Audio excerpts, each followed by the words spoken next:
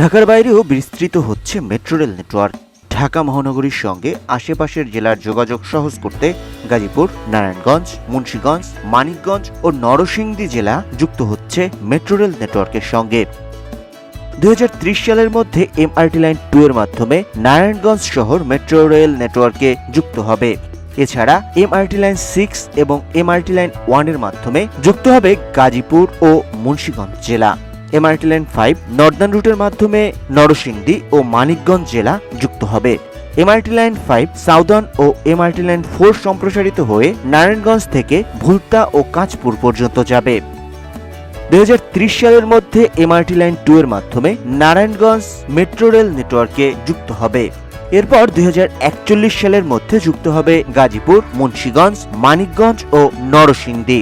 ইতিমধ্যেই MRT line 6 রাজধানীর উত্তরার দিয়াবাড়ি থেকে টঙ্গী পর্যন্ত সম্প্রসারণের সিদ্ধান্ত নেওয়া হয়েছে। ডিএমটিসিএল সূত্র জানায়, রাজধানীর উত্তরার দিয়াবাড়ি থেকে টঙ্গী পর্যন্ত বাড়ানো হচ্ছে মেট্রো রেল লাইন 6। এই অংশে নতুন করে যুক্ত হবে 5 স্টেশন। এই লাইনটি বর্তমানে মতিঝিল থেকে কমলাপুর রেলওয়ে স্টেশন পর্যন্ত সম্প্রসারণ করা হচ্ছে। এখন মেট্রো রেল কর্তৃপক্ষ উত্তরা উত্তর স্টেশন থেকে টঙ্গী রেলওয়ে স্টেশন পর্যন্ত সম্প্রসারণের প্রক্রিয়া শুরু করেছে। দ্রুতই নকশা চূড়ান্ত করে টেন্ডার প্রক্রিয়া শুরু হবে। প্রথমে পরিকল্পনা ছিল পথটি আশুলিয়া পর্যন্ত নেওয়ার, তবে ঢাকা আশুলিয়া এলিভেটেড এক্সপ্রেসওয়ের কারণে নতুন এই সিদ্ধান্ত নেওয়া হয়েছে।